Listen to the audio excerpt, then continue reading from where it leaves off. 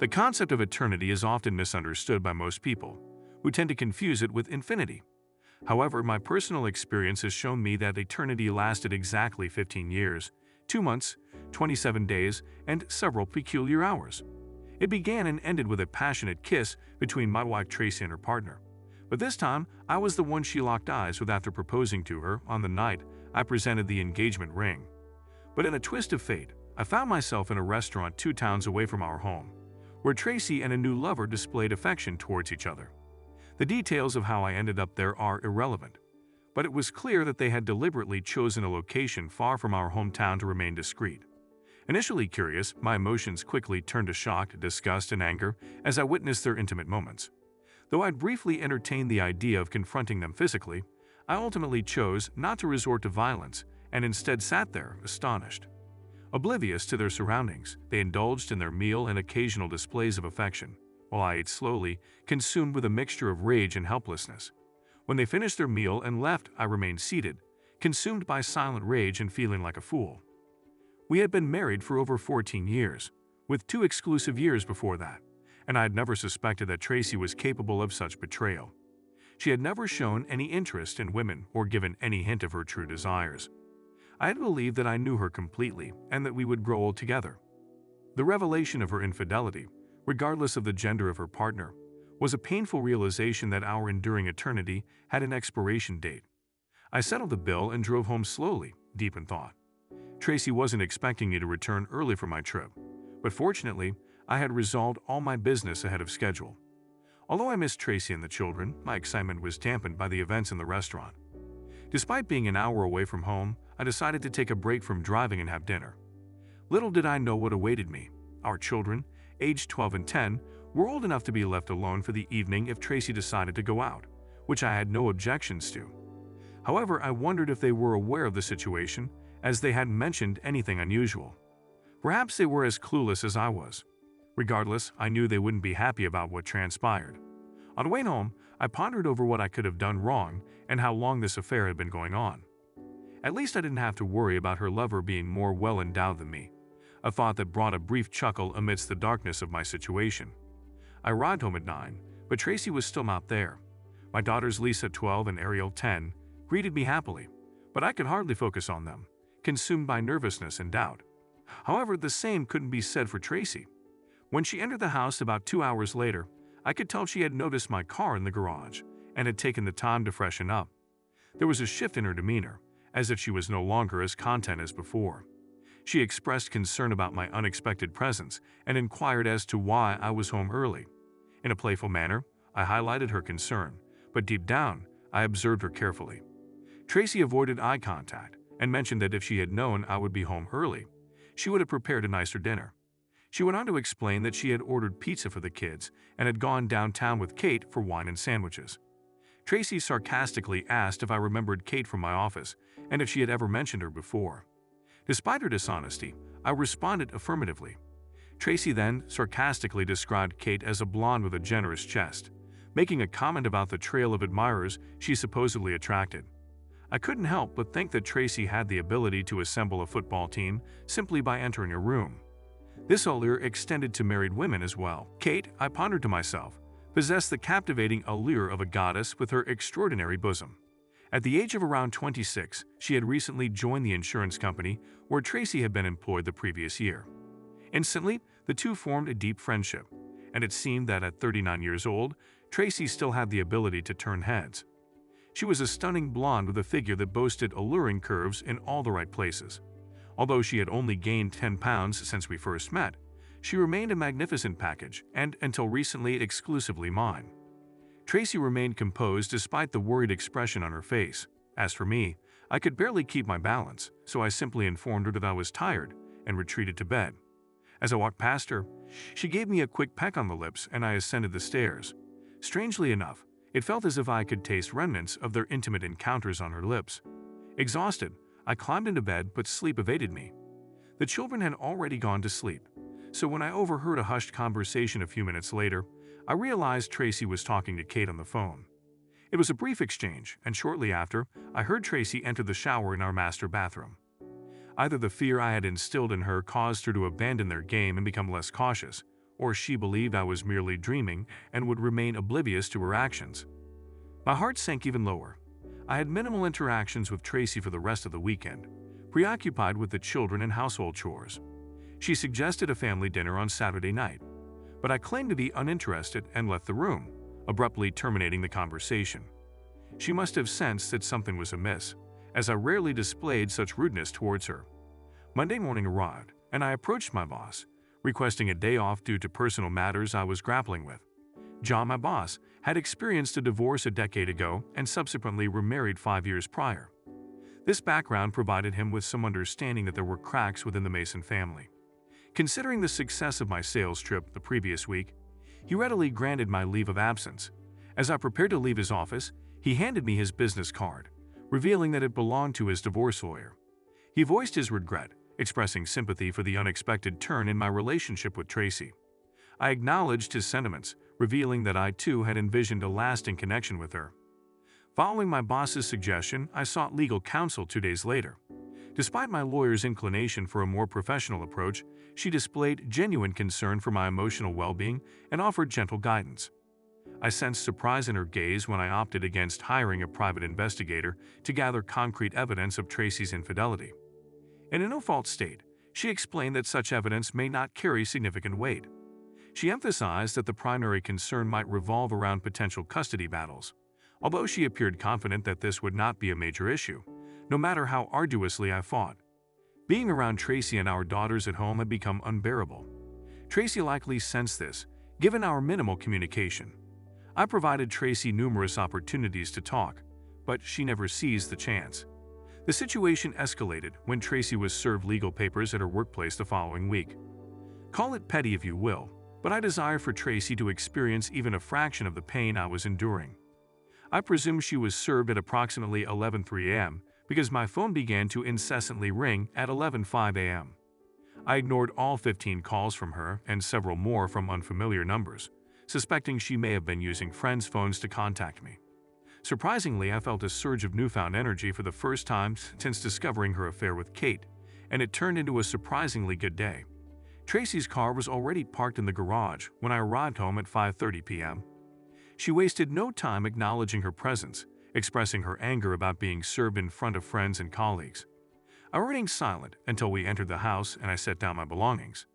Our daughters were engrossed in what appeared to be a movie on the large screen in the living room.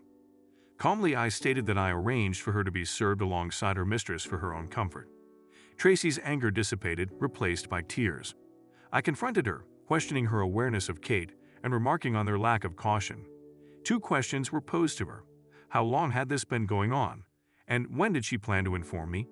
She admitted that it had been approximately 6 months and insisted that they had intended to tell me soon. In less than 30 seconds, Tracy's demeanor transformed from venomous to defeated. She stumbled over to the kitchen table and took a seat. I walked over to the drinks cabinet, reached for a bottle of Buffalo Trace bourbon, poured a double, and sat across from her. If appearances were indicative of murder, she would have perished within the initial moments. I observed her intently, noticing that she couldn't tear her eyes away from the table. "Whitey," I inquired as to how I could have been unaware of her switch hitting after all this time. To my surprise, she had only recently discovered this about herself. She insisted that it wasn't premeditated, but rather an occurrence that she couldn't control. Finally, her gaze met mine, and she reassured me that it shouldn't alter anything between us. Tracy expressed her continued love for me and the necessity to explore this newfound aspect of her identity. She requested my support and pleaded for additional time to delve into it, stating that it was her turn. Overwhelmed, I questioned whether 6 months was insufficient for her exploration. I emphasized that if she truly loved me, she would honor our vows and dismiss the idea of exploring altogether. I conveyed my belief that fidelity transcended gender and she should not have entertained such actions. She countered by claiming that true love could forgive a mistake, to which I argued that one instance could be forgiven, but 6 months indicated a conscious decision. Frustration enveloped me as I emphasized that love should not grant her permission to break my heart and put our family at risk. I firmly proclaimed that her actions had nothing to do with gender, branding her self-centered. In response, she retorted, asserting that gender played a significant role and accusing me of being a complainer. I confronted her, accusing her of transforming into a despicable person right before my eyes and challenging her love for me, declaring that she now regarded me as a pet rather than a partner. Accusing her of being in love with the other woman, I pointed out that I had been demoted to second place in her heart. While she denied it, I yelled at her to stop, stating that I knew what I had witnessed and understood her better than anyone else. A sense of guilt washed over her as she realized that I had seen them together. Despite her desperate attempt to salvage the situation, I argued that it didn't change the fact that she now loved someone else instead of me. I expressed the sentiment that everything might have been different if it were another man, as in that case, I could at least confront him. Uncertainly, she asked if we could maintain civility, to which I responded acknowledging the painful truth that she had fallen in love with a woman who had become her mistress, ultimately stealing my place as her wife.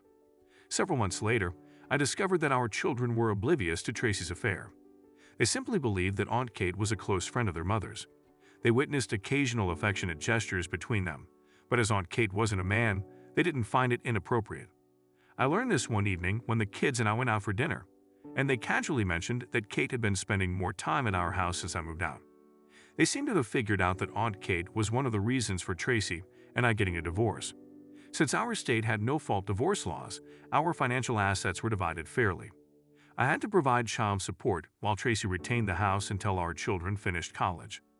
I moved into an apartment not far from our former home. The pain was unbearable. Tracy and I maintained contact through our daughters. We committed ourselves to support them in all their endeavors, both in and outside of school. I'm not sure why, but Tracy fought against the divorce, turning it into a year-long battle before it was finalized. Any encounters with Tracy and Kate at our daughter's events were polite, nothing more. As for family gatherings, I often declined the invitations, knowing that Tracy would be present, seeking solace in solitude instead. I organized separate days with the children to celebrate their birthdays and holidays, ensuring they received gifts from both of us. As expected, each of us kept the friends we had prior to our marriage. Most of the friends we made during our marriage remained with Tracy. One of the husbands explained that they felt uncomfortable around me, given that I lost my wife to another woman. It seemed that the consensus was that I somehow deserved it, and a few of our married female friends even insinuated as much. I chose not to fight for their friendships because, as they say, adversity reveals true friends. By my own volition, I didn't indulge in much dating in the following years.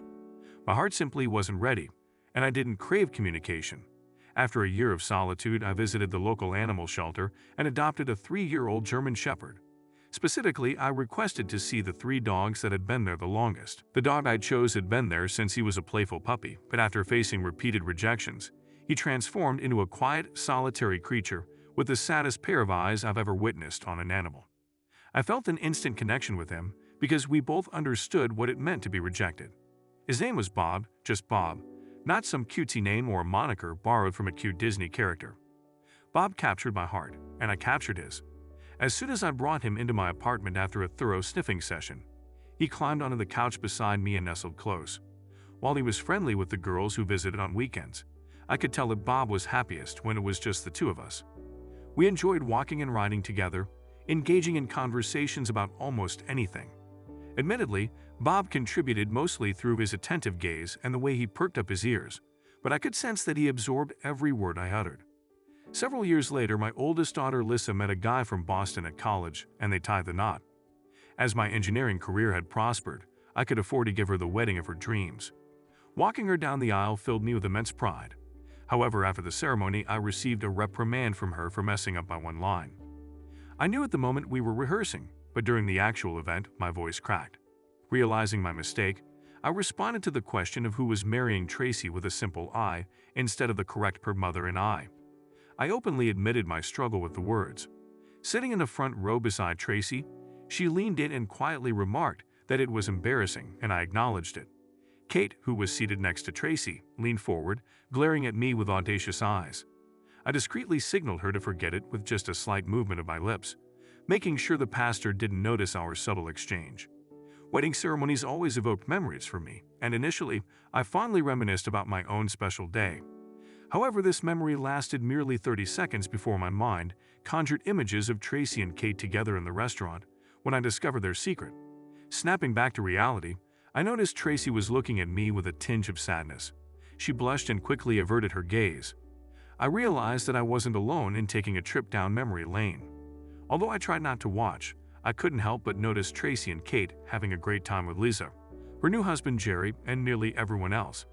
It was then that I realized I was one of the few single people over the age of 50 in the room. Feeling sorry for myself, I approached the open bar and ordered a shot of 18-year-old Irish whiskey. Taking my glass, I returned to my table and quietly congratulated myself for organizing such a magnificent event. 3 years later, as I was about to play the father of the bride once again for my youngest daughter, Ariel, I decided not to go it alone this time and made a sincere effort to meet new people. Returning from a 3-day trip out of state, I stopped at a small bar restaurant about an hour away from my apartment. Although I usually avoided such establishments due to my aversion to country western music, they were advertising delicious pork barbecue, which enticed me to stop. The food was exceptional, and as the DJ began playing music around 8 p.m., I looked around in search of someone interesting to strike up a conversation with.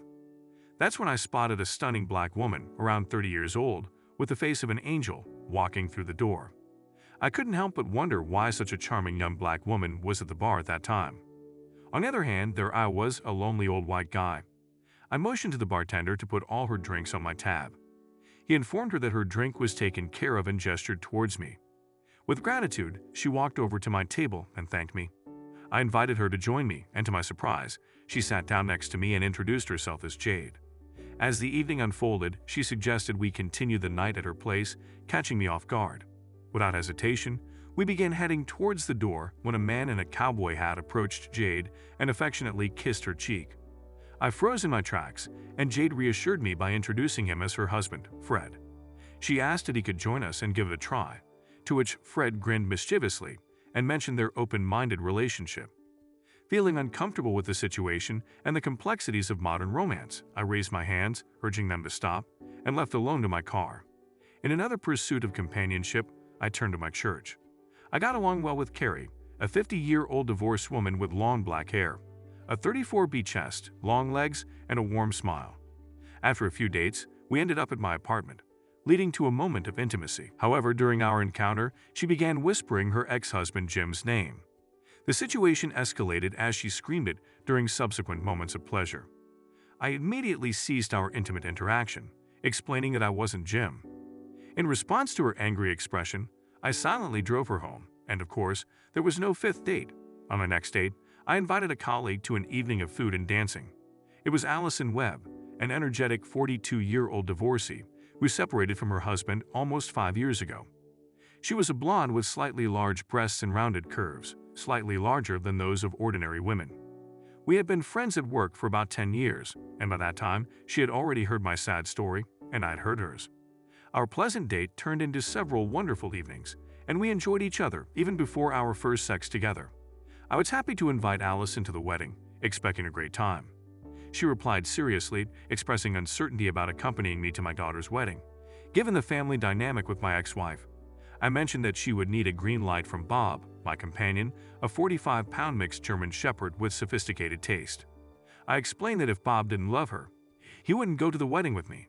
She found it strange and called me a strange person. After passing Bob's test the following week, Allison agreed to be my date at the wedding, which caused joy among the girls, who were happy that I would not come alone. However, Tracy was clearly unhappy with this decision and constantly expressed her displeasure to me with angry glances. Since I didn't communicate with her much, I ignored her opinion. But it bothered Allison, who sensed that Tracy didn't like her presence. At the wedding rehearsal dinner, I found Tracy alone and finally bumped into her, asking why she was hiding on me. Tracy replied sarcastically, expressing disdain for Allison and asking if I was dating Girl Scouts now. I noticed that Tracy's jealousy looks ugly on her, reminding her that Allison, Tracy, and Kate are the same age. I jokingly noticed that Tracy had replaced me with a younger version of a woman, and she reacted with some shyness. A year later, Allison became my second wife and life went on. However, I completely forgot that I was registered in the bone marrow registry when one day I received a call at work and was informed that after 30 years, I had approached someone as a compatible donor. I was pleasantly excited about the opportunity to help save someone's life, and I knew that bone marrow extraction would be somewhat inconvenient, but my heroic complex did not allow me to doubt my willingness to undergo the procedure. Further tests have been scheduled, and if they are successful, extraction will be scheduled in 2 weeks. After agreeing, I confirmed that I was ready.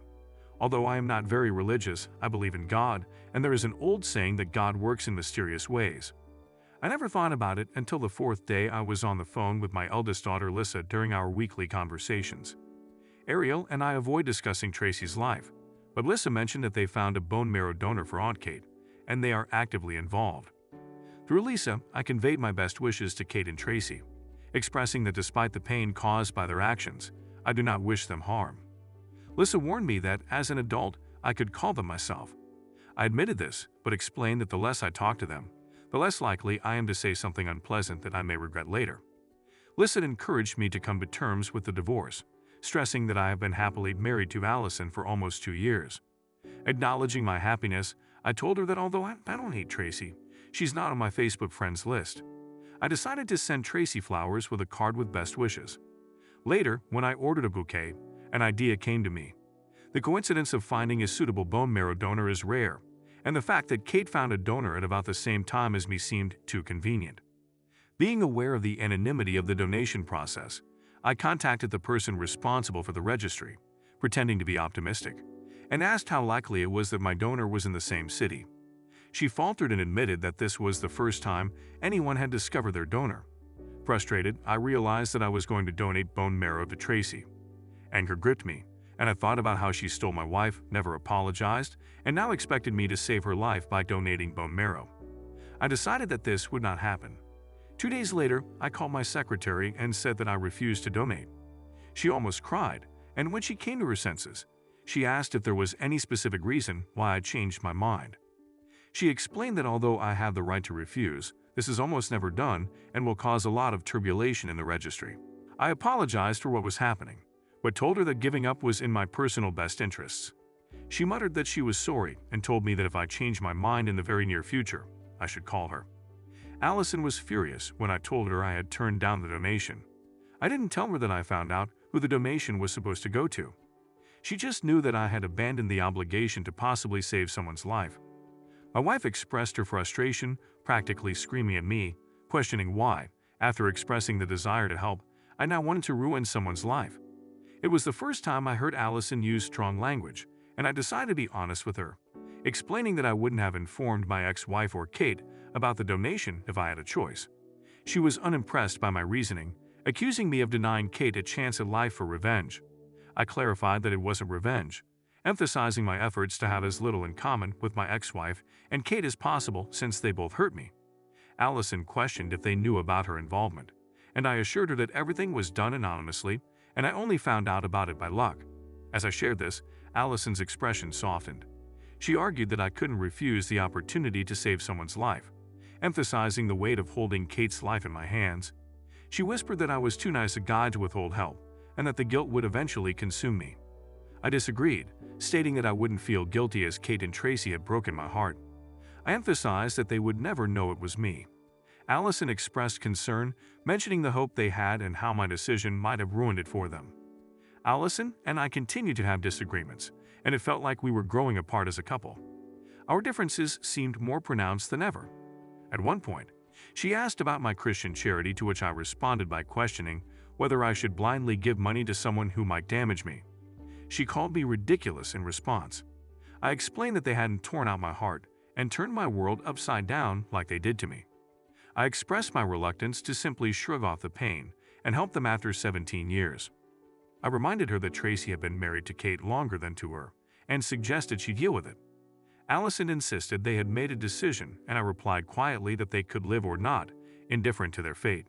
A few days later, on a Saturday afternoon, I left the room, informing Allison that I was going to the range to blow off some steam. She reminded me to be back before dinner as the girls were coming and didn't want me to smell like gunpowder, instructing me to take a shower before we ate. I knocked the living crap out of the target with 500 rounds from my 9mm Whitefish. I can't explain why, but shooting always relaxes me. I think it's because you have to really concentrate on what you're doing, and when you stop concentrating so hard, your body goes into a relaxed mode. At least that's my thought, and I stand by it. I definitely smelled like gunpowder when I got home. So when I got home, I quickly headed to the shower. I glanced at the dining table. There was set for 6 people, and from the smell, Allison was cooking a roast. She is a great cook, and I was hoping she would make these little brown potatoes instead of mashed potatoes. After taking a shower, I poured myself a glass of rye whiskey and brought Ellie a glass of wine. She seemed a little nervous, which I put down to her wanting the dinner to be perfect for the girls and their husbands. I kissed her on the lips. I was sitting in the living room reading on the computer when the door opened and the girls came in, not accompanied by their husbands, but by Tracy and a shabby-looking Kate. I wasn't happy to see any of them, and I shot Allison a glare as I stood up to greet everyone. I kissed both girls, but didn't say anything to my ex or Kate. I noticed that they greeted Allison with what could be called enthusiasm. There seemed to be a lot of whispering around. Not having been born yesterday, I immediately knew that Allison had orchestrated this little intervention. I was more inclined to think of it as an ambush, since apparently I was the only one unaware of the meeting. I thought about just taking my phone and leaving, but then I decided it was time for me to speak up. At first, however, I had to endure the excuse that it was just a nice meal with family and friends. Kate's illness was the main topic of conversation at the table, although I took no part in it. Sitting with what I thought was a thoughtful expression on my face, I suppose dinner and dessert were good. I really couldn't tell. Being the good host, I provided everyone with their afternoon drinks, and we moved into the living room. After a moment of silence, I decided it was time to express my thoughts. I questioned who would speak first. The woman who had betrayed my trust to arrange the meeting, the woman who had broken my heart years ago, but now believed I owed her a favor, or perhaps the woman who had taken my heart years ago, but now believed I owed her a favor, or perhaps the woman who had taken a married woman from her unsuspecting loving husband, and now needed help for a chance at life. As I made my statement, I looked at each face in turn, and none of the women could meet my gaze. Allison seemed excited when I called her name, and my eldest daughter Lissa took the initiative to speak. She acknowledged my lingering anger towards Mom and Aunt Kate, but criticized my refusal to donate bone marrow as childish and petty, stating it was beneath me. Lissa argued that seeking revenge by denying someone a chance of life was wrong, emphasizing that it involved a person's life, not a frivolous act like hitting someone with a whipped cake.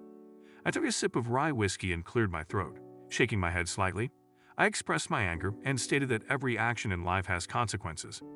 I noted that Tracy and Kate never expected such severe consequences, but were now trying to make their problem mine. I highlighted the unexpected opportunity to make a difference in the life of someone who had wronged me. Despite their belief that it was driven by revenge, I suggested it might also be a way for me to regain some self-respect. After all, how much self-respect could I have if I helped the man who stole my wife survive? And I don't think any of you even consider the fact that you think I should be easier on Kate because she's a woman. If her name was Carl and he was a 200-pound man, most of you would probably think that I would be right about what I do. But it doesn't matter to me that Kate is a woman. She's a wife-stealing cow. She knew what she was doing was wrong. Kate attempted to convey her feelings by staring intensely at the carpet. Seated beside her on the couch, Tracy reached over and gently squeezed Kate's hand. I asserted that my decision was not driven by revenge, but by hatred towards Kate. I expressed that I despised her, harboring no intention of assisting her in any situation. I highlighted my minimal communication with her during the 17 years she was with Tracy. Tracy sniffled, holding back tears, and questioned whether I hated her to the extent that I would deprive someone else of a chance to live. She appealed to my past love for her, suggesting that considering it a noble thing to do would be a matter of honor. I retorted, expressing skepticism about Tracy's notion of honor, calling her a fancy woman, and stating that she had no right to lecture me on what honor is. My volume level rose, and I tried my best not to tell them all, including Allison, to burn in hell and leave me alone. I took a couple of deep breaths, and Allison apparently decided that I wasn't angry enough with her.